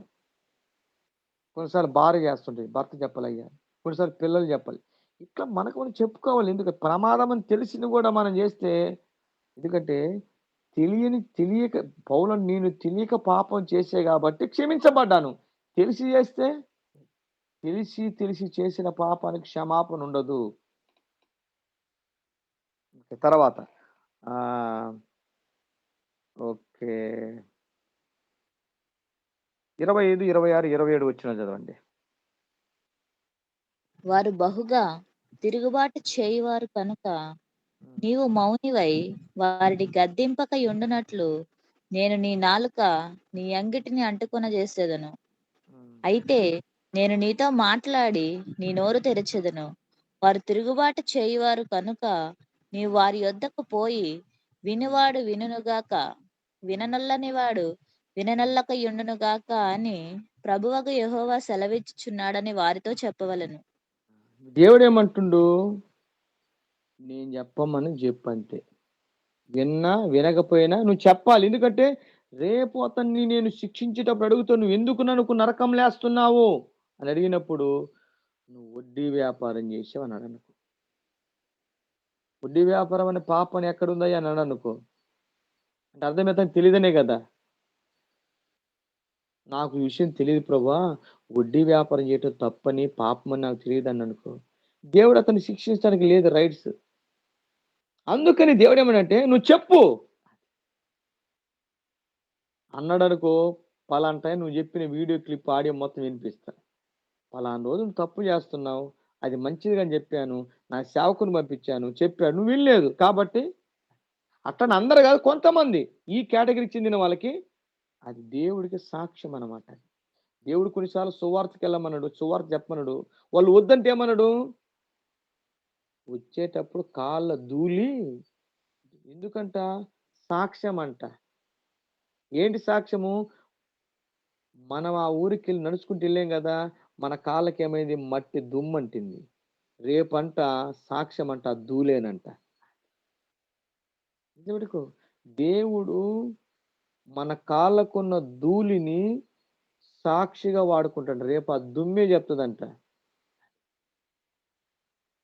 అతని ప్రతి సేవకుడు విశ్వాసులకు ఖండితంగా చెప్పాలి, చెప్తూ ఉండాలి, చిన్నగా మారుతూ ఉంటాడు. ఎందుకంటే ఎందుక ధనం అనేది ఊబి, కాబట్టి దానిలో బయటికి రావడం కొంచెం కష్టమైద్ది అనమాట. కానీ చెప్తుంటే మారుతా ఉంది. మనం మారలేదా, వాళ్ళు కూడా మారుతారు. ఓకే, కాబట్టి ఏమంటుండు, నువ్వు పోయి వినువాడు వినుగాక, విననొల్లని వాడు విననొల్లక ఇండును గాని అని ప్రభు. ఓకే, నెక్స్ట్ పరిశుద్ధ గ్రంథంలో నుండి నిర్గమాకాండము 22వ అధ్యాయము. 22వ అధ్యాయం వచ్చిన రాసి పెట్టుకోండి, మీరు తెలుసుకోవాలి, ఇతరులు కూడా తెలియ చెప్పాలి. ఓకే, అది వాళ్ళంతా డేంజర్ జోన్ లో ఉన్నారు, గుర్తుపెట్టుకోండి. ఓకే, 22వ అధ్యాయము 21 నుండి చదువుదాం 27 వరకు. పరదేశిని విసికింపవద్దు, బాధింపవద్దు. మీరు ఐగుప్తు దేశంలో పరదేశులై ఉంటిరి కదా. విధవరాలినైనను దిక్కులేని పిల్లలనైనను బాధ పెట్టకూడదు. వారు నీ చేత ఏ విధముగా నైనను బాధ నుండి నాకు మొరపెట్టిన ఎడల నేను నిశ్చయముగా వారి మొరను విందును. నా కోపాగ్ని రగులుకొని మిమ్మును కత్తి చేత చంపించెదను. మీ భార్యలు విధవరాండ్రగుదురు, మీ పిల్లలు దిక్కులేని వారగుదురు. నా ప్రజలలో నీ యొద్ద నుండి ఒక బీదవానికి సొమ్ము అప్పిచ్చిన ఎడల వడ్డీకిచ్చు వాని వలె వాని ఎడల జరిగింపకూడదు, వానికి వడ్డీ కట్టకూడదు. నీవు ఎప్పుడైనను నీ పొరుగు వాని వస్త్రమును కుదువుగా తీసుకునిన ఎడల సూర్యుడు అస్తమించు వేళకు అది వానికి మరలా అప్పగించుము. వాడు కప్పుకొనున్నది అదే, అది వాని దేహమునకు వస్త్రము. వాడు మరి ఏమి కప్పుకొని పండుకొనును? నేను దయగలవాడును, వాడు నాకు మొరపెట్టిన ఎడల నేను విందును. అద్భుతమైన మాటలు. తర్వాత మీరు చదువుకోండి. ఇక్కడ దేవుడు ఒక పాపాన్ని మెన్షన్ చేసి, ఏ పాపం అంట? నా ప్రజలు నీ యొద్ద నుండి ఒక బీదవానికి సొమ్ము అప్పిచ్చిన వడ్డీకిచ్చు వాని వల్ల వాని ఎడల జరిగింపకూడదు. అసలు ఇక్కడ వార్నింగ్ చూసావా? ఈరోజు చాలా మంది డబ్బు విషయంలో బాధ పెడుతున్నారు. గుర్తుపెట్టుకో.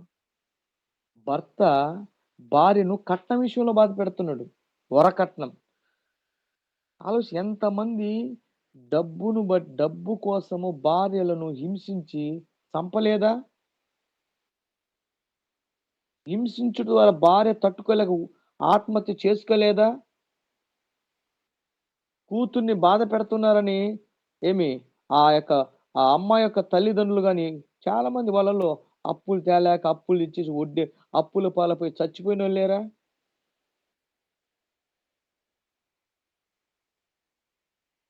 ఆలోచించండి. అప్పులు ఎక్కువైపోతే మెంటల్ టెన్షన్ ఎక్కువైపోద్ది. ఎప్పుడైతే మనిషి మానసిక ఎక్కువ టెన్షన్ గురవుతాడో కుటుంబంలో భార్య భర్తల మధ్య సంబంధాలు తెగిపోతాయి. పిల్లల మధ్య అటువంటి అన్ని ఇంకా ఒక్కొక్కటి తెంచుకుంటే నష్టమే కానీ అందులో లాభం అనేది ఉండదు. బంధువులు దూరం అయిపోతారు, స్నేహితులు దూరం అయిపోతారు. నువ్వు అప్పులు ఉన్నావని తెలిస్తే నీతో మాట్లాడేవాడు మాట్లాడు, ఎందుకు ఎక్కడ డబ్బులు అడుగుతావోనని. అందరిని కోల్పోతావు, బంధువులను కోల్పోతావు, రక్తస్థాన్ని కోల్పోతావు డబ్బు వల్ల. ఈరోజు చాలా మంది రిలేషన్ చెడిపోవటానికి గల కారణం డబ్బే. కొంతమంది డబ్బు ఇచ్చి బంధువులు దూరం చేసుకుంటారు. ఆలోచించండి. కొంతమంది డబ్బు ఇవ్వలేదని మాకిత్తడా ఆయన అని దూరం అయిపోతారు. డబ్బు కాడ చెప్తున్న గుర్తుపెట్టుకోండి, వడ్డీ వ్యాపారం చాలా శాపగ్రస్తమైన పని. దేవుడు ఇక్కడ రెండు సీరియస్ మాటలు పలికాడు. ఏంటంటే, ఎవరికైతే నువ్వు వడ్డీ ఇచ్చావో, ఎవరికైతే నువ్వు అప్పిచ్చావో వడ్డీ వ్యాపారం చేస్తున్నారు చూడండి, వారు నీ చేత ఏ విధముగా నైనను బాధ నుండి నాకు మొరపెట్టిన ఎడల నేను నిశ్చయముగా వారి మొరను విందును.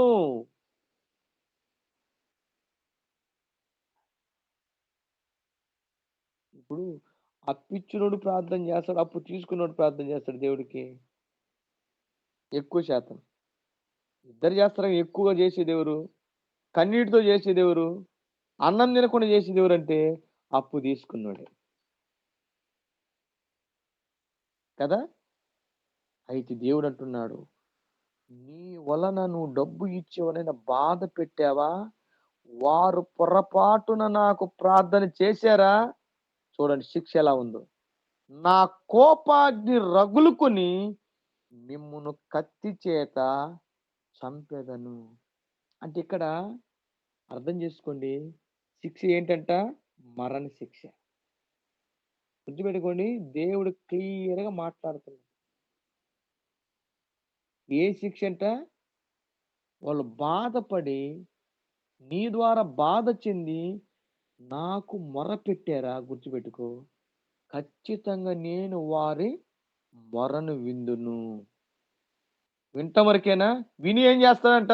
నంబర్ 1, నా కోపాగ్ని రగులుకొని మిమ్మును కత్తి చేత చంపించెదను.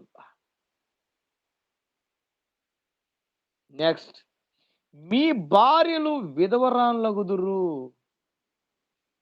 నాకు తెలిసిన వడ్డీ వ్యాపారస్తులు చాలా మంది చచ్చిపోయారు. భార్యలు విధవరాలు, కొంతమంది విధవరాలుగా మారటానికి భర్త చేసిన వడ్డీ వ్యాపారమే. గుర్తుపెట్టుకోండి,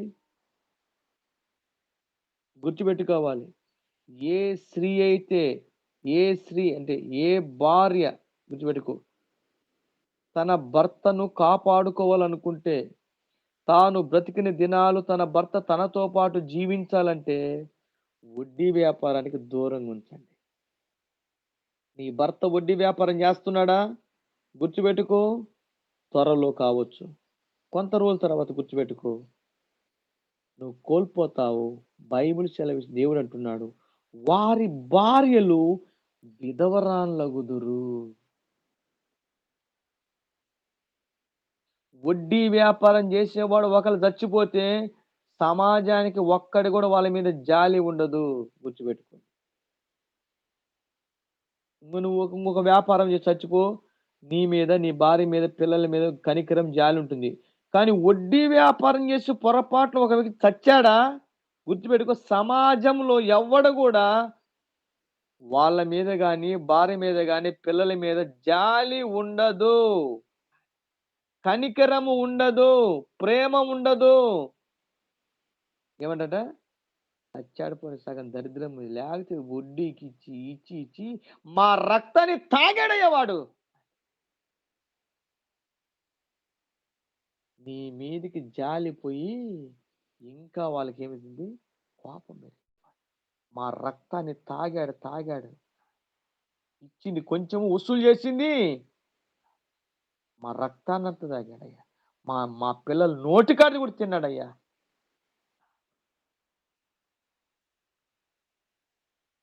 అక్కడ చూడండి, చూడు, దేవుడు ఎంత చెప్పినా కానీ మనోళ్ళు చేస్తారేమంటారు, దానికి దేవుడు ఏం చేయలేడు. ఓకే ఓకే, తర్వాత చూద్దాం ఏమంటుండు. 1, నా కోపాగ్ని రగులుకొని కత్తి, అంటే మరణ శిక్ష అనేది ఖచ్చితంగా వస్తుంది, అందులో డౌట్ లేనే లేదు, గుర్తుపెట్టుకోండి. 2వది, మీ భార్యలు విధవరాన్లగుదురు. 1, వడ్డీ వ్యాపారం చేసే వ్యక్తి ఇక్కడ దేవుడు మూడు విషయాలు చెప్పు. 1, నువ్వు చచ్చిపోతావు, నువ్వు చస్తావు.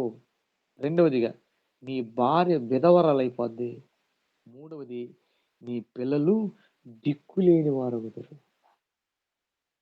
ఇలాంటి పని ఎందుకు చేస్తున్నా?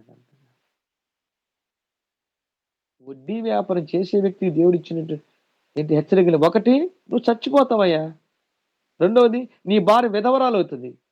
3వది, నీ పిల్లలు దిక్కులేని వారు అవుతారు. అయినా కానీ నేను చచ్చిపోయినా పర్వాలేదు, నా భార్య విధవరాలైన పర్లేదు, నా పిల్లలు దిక్కులేనైనా పర్లే అని కొంతమంది మూర్ఖంతో, మూర్ఖత్వంతో ఈ పని చేస్తున్నారు. వాళ్ళని చూస్తే కోపంగా కానీ బాధ వేస్తుంది. వాళ్ళ భవిష్యత్తు అంతా కూడా చాలా ప్రమాదంలో ఉంటుంది. అందుకని నా ప్రజల్లో నీ ఎవని యొద్ద నుండి ఒక బీదవానికి సొమ్ము అప్పు ఇచ్చిన ఎడల వడ్డీకిచ్చు వాని వల్ల వాని ఎడల జరిగింపకూడదు, వానికి వడ్డీ కట్టకూడదు. 2వదిగా ఇక్కడ ఇంకో విషయం, తాకట్టు వస్తువులు పెట్టుకోవద్దు. ఎవరి దగ్గర కూడా తాకట్టు వస్తువుల్ని యొద్ద ఉంచుకోకూడదు. అది కూడా గొప్ప శాపమే. చేతనైతే నీ డబ్బులు ఉంటే ఇచ్చేసి, లేదా ఇయ్యకుండా మానుకో, నీకు మంచిది. కానీ నువ్వు డబ్బు, కొంతమంది అంటే మనకు తాకట్టు పెట్టాడనుకో, టయానికి కట్టలేదనుకో, మనకే ఇచ్చేస్తుందిగా అని మన ఆలోచన. కదా. మన ఆలోచన ఈ మధ్య కాలం ఏంటంటే తాకట్టు పెడుతున్నారు కొంతమంది. సరే కొన్నిసార్లు తప్పదు, పెట్టొచ్చు, అదే పరిస్థితిని బట్టి. కానీ తాకట్టు పెట్టుకునే వాళ్ళ మనసు ఎలా ఉండాలి? జెన్యూన్గా ఉండాలి, జెన్యూన్గా ఉండాలి. ఈరోజు ఏం చేస్తారంటే మాకు ఆ యొక్క తాకట్టు ఇది ఒకటి వచ్చి ఇప్పుడు కొత్తగా, అంటే మంది ఏదైనా వాళ్ళకు రిజిస్ట్రేషన్ చేయాలి. ఇంతకుముందు ఊరకు పెట్టేది, పేపర్లు పెట్టేది, వస్తువు పెట్టేది. ఇప్పుడు అట్లా కాదు.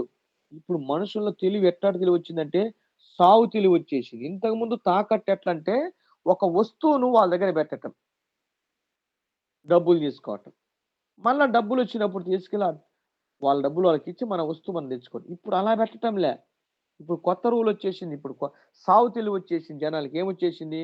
ఇస్తామయ్యా, మీ ఇంటి పేపర్లు పెట్టు, మీ ఇల్లుని పెట్టు, పొలాలను పెట్టు, స్థలాలను పెట్టు, పెట్టి ఏం చేయాలంట? వాళ్ళ పేరు మీద ఆ యొక్క రిజిస్టర్ చేయాలంట. అంటే వాళ్ళ పేరు మీద రిజిస్టర్ ఏమని చేయాలి? ఇదిగో 3 నెలల కోసం నేను నా నా ఇంటిని తాకట్టు పెడుతున్నాను, నా పొలాన్ని తాకట్టు పెడుతున్నాను, నా వస్తువులను తాకట్టు పెడుతున్నాను. ఈ 3 నెలల్లో ఒకవేళ నేను తిరిగి టయానికి ఇవ్వకపోతే నా ఆస్తి ఆ, ఇతనికి. ఎంత సాగు తెలియదు చూడండి. 3 నెలల తర్వాత వీడు ఎట్ట కట్టలేడు. ఇంక గ్రేస్ పిడుగు లేదు. ఇంకా ఏంది? మర్చిపోవటం ఇంక అంతే. ఇంకా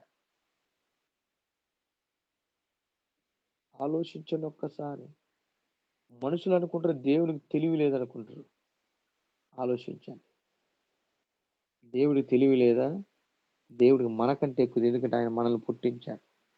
చదవండి ఒక్కసారి 26, 27. నీవు ఎప్పుడైనను నీ పొరుగువాని వస్త్రమును కుదువుగా తీసుకుని ఎడల, అదేనా ఫస్ట్ గారు, అదే సూర్యుడు అస్తమించు వేళకు అది వానికి మరలా అప్పగించుము. వాడు కప్పుకొనినది అదే, అది వాని దేహమునకు వస్త్రము. వాడు మరి ఏమి కప్పుకొని పండుకును? నేను దయగలవాడును, వాడు నాకు మొరపెట్టిన ఎడల నేను విందును. చూసారా? కాబట్టి తాకట్టు విషయంలో కూడా చాలా జాగ్రత్తగా ఉండాలి. పొరపాటు ఏదో తాకట్టు పెట్టారు. ఈ మధ్యకాలం చాలా మంది అట్నే మోసపోయారు. మందు కోసం, 200 కోసం తాకట్టు పెట్టారు, స్థలాలు తాకట్టు పెట్టారు, అప్పట్లో వస్తువులు తాకట్టు పెట్టారు. ఆలోచించండి. ఇప్పుడు అవన్నీ కూడా ఎక్కువైపోయాయి. ఆఖరికి ఆ పలంగా అప్పుడు తాగుబోతు కాబట్టి పలాంటాం, అంతిచ్చామని చెప్పేసి మీ నాన్న ఎంత తీసుకొని అలా చాలా మంది ఇళ్ళను కోల్పోయారు, స్థలాలను కోల్పోయారు, వస్తువులను కోల్పోయారు. పెట్టుకోండి. అది కూడా దేవునికి ఇష్టం లేదంట. ఒకవేళ అవసరం పెట్టాడా, సరే సాయంత్రం లోపు ఏం చేయాలి? తర్వాత వాళ్ళకి ఇతనికి ఇచ్చేసేయాలి. నువ్వు ఇచ్చేంత వరకు నేను ఇవ్వనంటే ఎట్టా? కుదరదు. దేవుడు జాలి గలవాడు, దేవుడు కనికరం గలవాడు. ఓకే, నెక్స్ట్ నిర్గమాకాండం 23వ అధ్యాయము.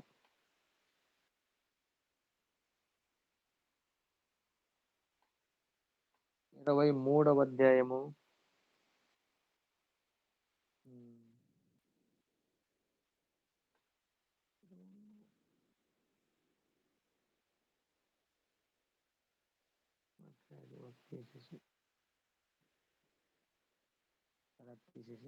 నెక్స్ట్ ఇర్మియా గ్రంథము 15వ అధ్యాయము 10వ వచనము.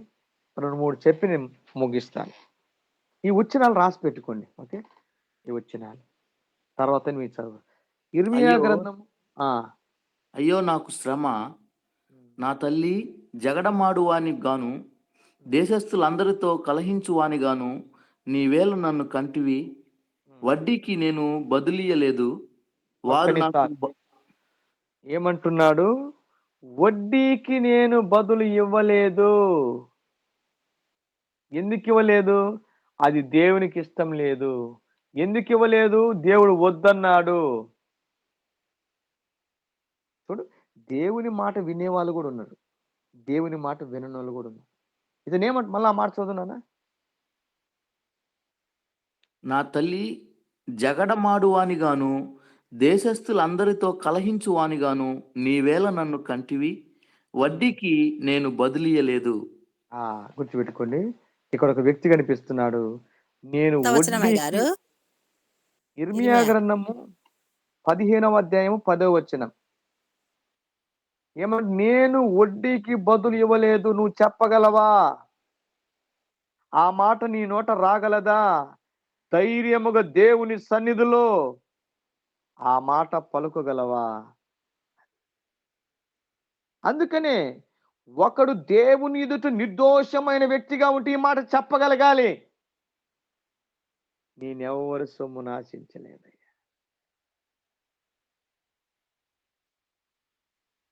పౌలు ఏమంటున్నాడు చూడండి ఒకసారి. అపోస్తుల కార్యములు 20వ అధ్యాయము.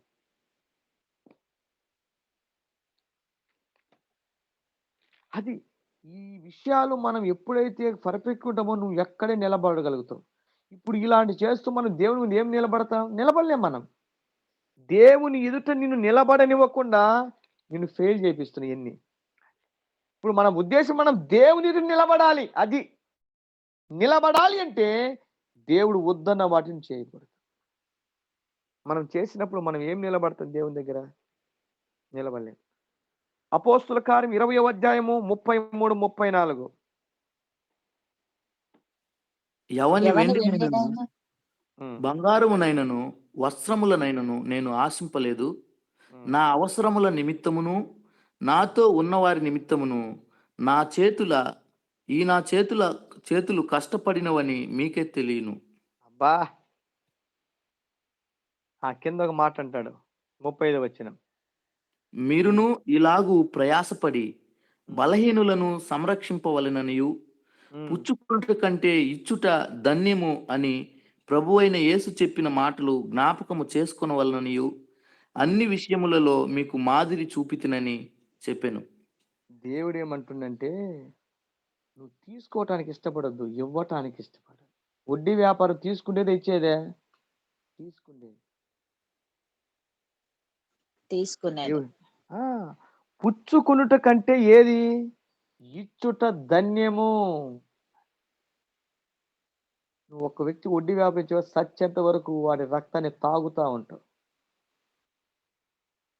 వాస్తవమే, అది నీకు డబ్బుల్లా కనిపిస్తుంది, కానీ అది రక్తం. అది ఆ డబ్బు ఎలా వచ్చింది?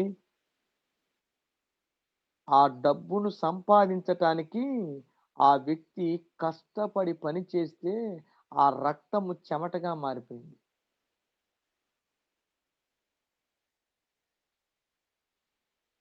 ఓకే, ఆ రక్తాన్ని కార్చి సంపాదించినటువంటి సొమ్మును తీసుకుంది. రెండవది కదా, రక్తం ఎలా? ఆ డబ్బుతోటి ఏం చేయాలి? ఆహారము, అంటే తినటానికి ఆహారమును ధాన్యాలు కొని తింటది, వాళ్ళకు రక్తం వస్తుంది. అంటే పిల్లలు తినేటువంటి సొమ్ము ఆహారం అన్నమాట. దాని వాళ్ళ పిల్లలు తినవలసిన ఆహారాన్ని తిననివ్వకుండా నువ్వు దాన్ని తీసేసుకుంటావు. అందుకని యోధ 30 వెండి నాణ్యాలు తీసుకోవటానికి ప్రయత్నం, ఎందుకంటే అవి రక్తాంతో డబ్బు. వెండిని ఎలా చూసారు వాళ్ళు? రక్తముగా. అవి వెండిగా చూడలేదు. అందుకే దాన్ని ఏం చేయాలి? డబ్బుని తీసుకోకుండా ఒక భూమిని కొని దానికి ఏం పేరు పెట్టారు చెప్పండి? రక్త భూమి. రక్త భూమి. చదవండి ఆ మాట. అపోస్తుల కార్యములు 1వ అధ్యాయము. బైబుల్ చదివితే ఇలాంటి ప్రత్యక్షతో చదవాలి. ఏదో ఊరక మనం టైం పాస్గా చదవకూడదు. బైబుల్ సీరియస్ తీసుకోవాలి మనం. చదివి, ఎందుకంటే దేవుని మాట. పౌలు ఏమంటున్నాడు? అద్భుతమైన మాట. ఎవని వెండినైనను బంగారమునైన వస్త్రమైన నేను ఆశింపలేదు. అంటే ఏది కూడా మనం ఆశింపకూడదు. నా అవసరతల నిమిత్తమును నాతో ఉన్న వాటి నిమిత్తం ఈ నా చేతులు కష్టపడినవి మీకే తెలియను. కాబట్టి నీకు డబ్బు కావాలా? కష్టపడి పని చేసుకో, దేవుడు దీవిస్తాడు. కష్టపడి ప్రయాసపడి దేవుడు నేను దీవిస్తాడు. కష్టపడే వారిని ఎప్పుడు దేవుడు దీవిస్తూనే ఉంటాడు. ఓకే. ఇప్పుడు అపోస్తల కార్యములు 1వ అధ్యాయము 19 ఫస్ట్. చదవండి. ఈ సంగతి యెరూషలేములో కాపురం ఉన్న వారికి అందరికీ తెలియవచ్చెను గనుక వారి భాషలో ఆ పొలము అకెల్దమ అనబడి ఉన్నది. దానికి రక్తభూమి అని అర్థము. ఏంటంట? రక్తభూమి. అది వాస్తవానికి వెండితో కొన్నని చెప్పటంలే, రక్తముతో కొన్న భూమి. రక్తం అనగా ప్రాణము. ఒక వ్యక్తికి నువ్వు వడ్డీ వ్యాపారం చేస్తూ ఆ డబ్బును తింటున్నావంటే వాని రక్తాన్ని నువ్వు తాగుతున్నావు. దేవుడు ఏమంటుండు? రక్తాన్ని తినకూడదు, నేలను ఒలికించాలి. మనం అలా బైబిల్లో ఉన్నటువంటి విషయాలు మనం అలా చదవాలి. రక్తము ప్రాణము కాబట్టి రక్తాన్ని ఎవడు తినకూడదు. లేవికాండం 15లో ఉంటుంది. ఇప్పుడు వడ్డీ వ్యాపారం చేసే వాళ్ళు చేస్తుండు, వాళ్ళ రక్తాన్ని తాగుతున్నారు. ఆ వ్యక్తి రక్తము కారునంత ఎండలో కష్టపడి వాని చేస్తుంటాడు, డబ్బును సంపాదిస్తుంటాడు. ఆ డబ్బును ఆహారంగా చేసి వాళ్ళ పిల్లలు పెట్టాలి. కానీ ఆహారం, వాళ్ళు తినవలసిన ఆహారం, ఆ ధనాన్ని కూడా మనం ఏం చేస్తున్నాం? ఓకే. మరొక వచనం సమూయేలు కూడా ఒక అద్భుతమైన మాట అంటాడు. సమూయేలు గ్రంథము 1 సమూయేలు గ్రంథము 12వ అధ్యాయము 1 నుండి 5 వచనాల వరకు చదవండి. అప్పుడు వీళ్ళు సమూయేలు ఆ, ఇశ్రాయేలీయులందరితో ఇట్లా నేను ఆలకించుడి, మీరు నాతో చెప్పిన మాటను అంగీకరించి మీ మీద ఒకని రాజుగా నియమించి ఉన్నాను. రాజు మీ కార్యములను జరిగించును. నేను తల నెరిసిన నా ముసలివాడను, నా కుమారులు మీ మధ్యనున్నారు. బాల్యము నాటి నుండి నేటి వరకు నేను మీ కార్యములను జరిగించుచూ వచ్చి తిని, ఇదిగో నేనున్నాను. నేనెవని ఎద్దునైనను తీసుకొంటినా, ఎవని గార్ధబమునైనా పట్టుకొంటినా, ఎవనికైనా అన్యాయము చేసి తినా, ఎవనినైనా బాధ పెట్టి తినా, న్యాయము నాకు అగుపడకుండా ఎవని యొద్దనైనను లంచము పుచ్చుకొంటినా, అలాగు చేసిన ఎడల యెహోవా సన్నిధిని ఆయన అభిషేకము చేయించిన వాని ఎదుటను వాడు నా మీద సాక్ష్యము పలుకోవలెను. అప్పుడు నేను మీ ఎదుట దానిని మరలా ఇత్తుననెను. నీవు మాకు ఏ అన్యాయమైనను ఏ బాధనైనను చేయలేదు, ఏ మనుషుని యొద్ద గాని నీవు దేనినైనను తీసుకొనలేదని వారు చెప్పగా, అతడు అట్టిది నా యొద్ద ఏదియు మీకు దొరకదని యెహోవాయును ఆయన అభిషేకము చేయించిన వాడును ఈ దినమున మీ మీద సాక్షులై ఉన్నారు అని చెప్పినప్పుడు, సాక్షులే అని వారు ప్రత్యుత్తరమిచ్చిరి. అసలు అంటే టైం లేదు కానీ ఛాలెంజింగ్ కదా. చెప్పండి, మాట చెప్పాలంటే మన భాషలో దమ్ముంటే ఎవరైనా కానీ, నేను మీ డబ్బు కానీ వెండిని కానీ బంగారం తీసుకున్నాను ఒకవేళ రుజువు చేసి చెప్పండి, ఇప్పుడే నేను వాటిని చెల్లిస్తానంటే వాళ్ళు ఏమన్నారు తెలుసా? ఆ మాట చదువు. ఆ మాట అన్నప్పుడు సమూయేలు ఒక్కసారి ఆ ఒక్క వచ్చింది చదువు, చివరి వచ్చిన. అతడు అట్టిది నా యొద్ద ఏది మీకు దొరకదని యెహోవాయును ఆయన అభిషేకము చేయించిన వాడును ఈ దినమున మీ మీద సాక్షులై ఉన్నారు అని చెప్పినప్పుడు, సాక్షులే అని వారు ప్రత్యుత్తరమిచ్చిరి. బా తర్వాత చదువు. మరియు సమూయేలు జనులతో ఇట్లా నేను మోషేను అహరోనును నిర్ణయించి మీ ఓకే, పితరులను చాలు. అంటే అక్కడ ఏంటంటే ఆయన ఎవరిది ఆశించలేదు, ఎవరిది తీసుకోలేదు. దేవుని తండ్రికి నిర్దోషి, అందుకని ప్రార్థన చేయవారిలో సమూయేలు ఉన్నాడు. సమూయేలు దేవుని ఎదుట నిలబడగలుగుతాడు. అయితే నువ్వు నిలబడగలవా? అది ఆలోచించాలి. ఓకే, మరొక వచ్చిన ఇట్లాంటి పని చేసిన వ్యక్తి ఎలా మారాడో చూద్దాం. పరిశుద్ధ గ్రంథములో నుండి జక్కయ్య దగ్గరికి వెళ్దాం. మత్తయి సువార్త 19 అనుకుంటా, 19 ఒక్క నిమిషం.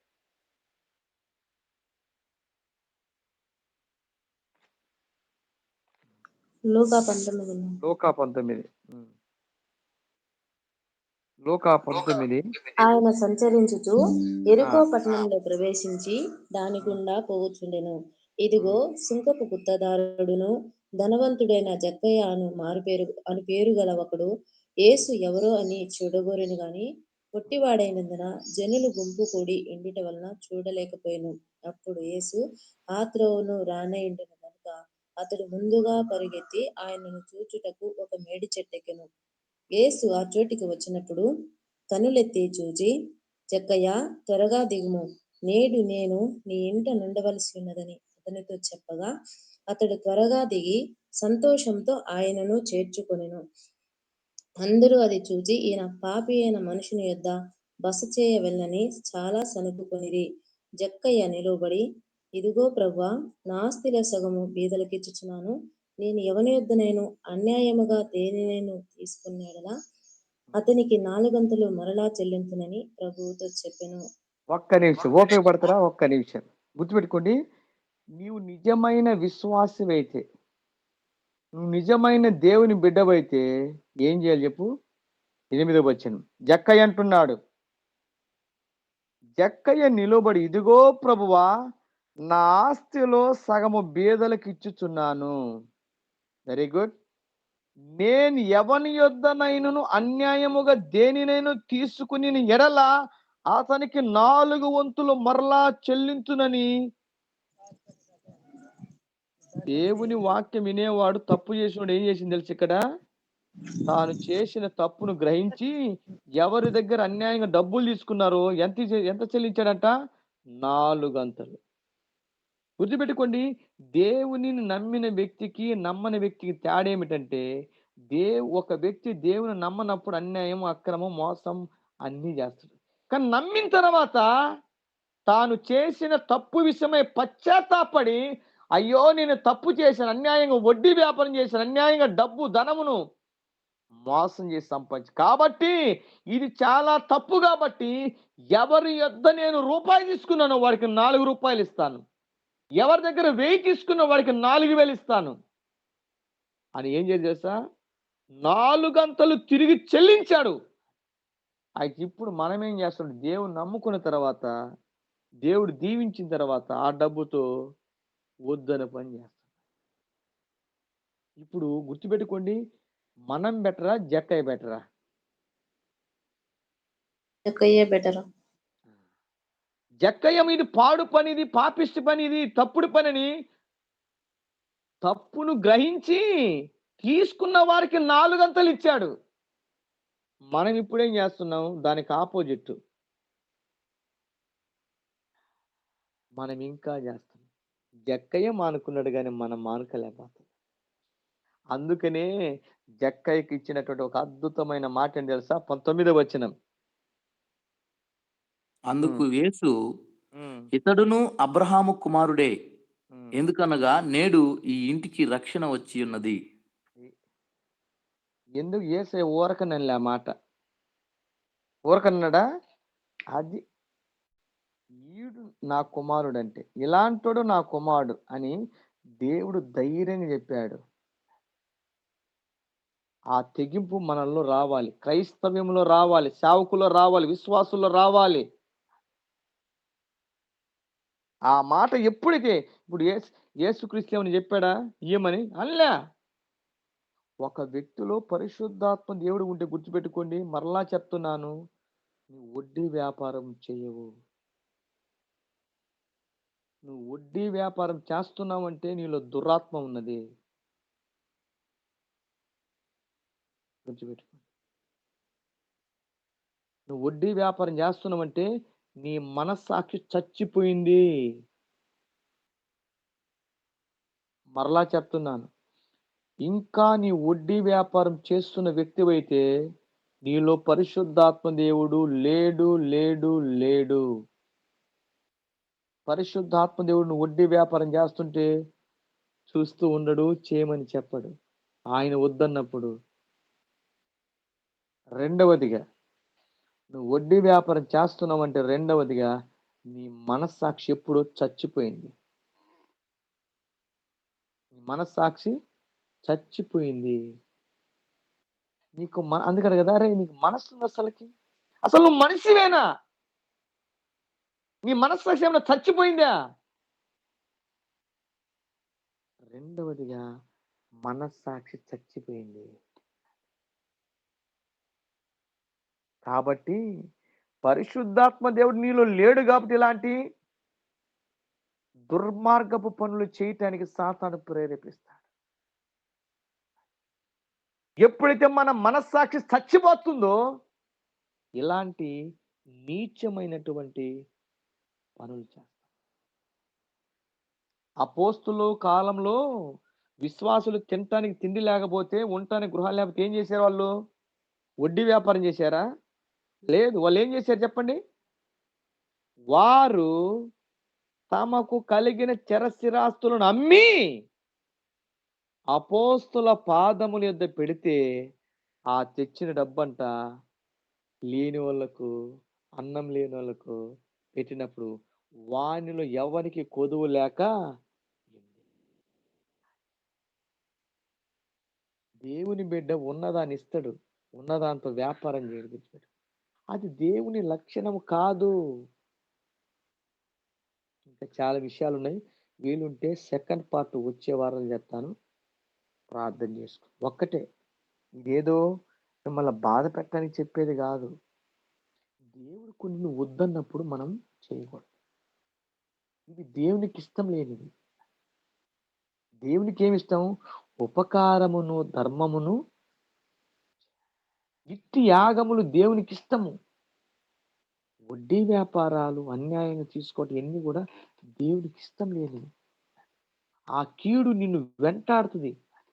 ఏ రూపంలో వస్తో మనకు తెలియదు. ఎందుకంటే అది మంచి మార్గం కాదు. కాబట్టి ధనము విషయంలో మనము పవిత్రంగా ఉందాము. గుర్తుపెట్టుకొని, ధనము విషయంలో కూడా నువ్వు పవిత్రంగా ఉండాలి, పరిశుద్ధంగా ఉండాలి.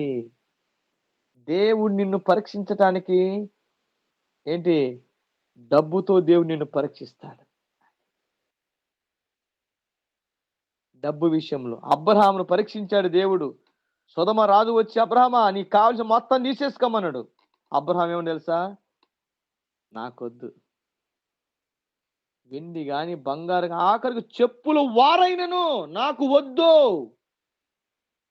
అబ్రహాము ధనం విషయంలో పరీక్షల్లో, లెక్కల్లో పాస్ అయ్యాడు.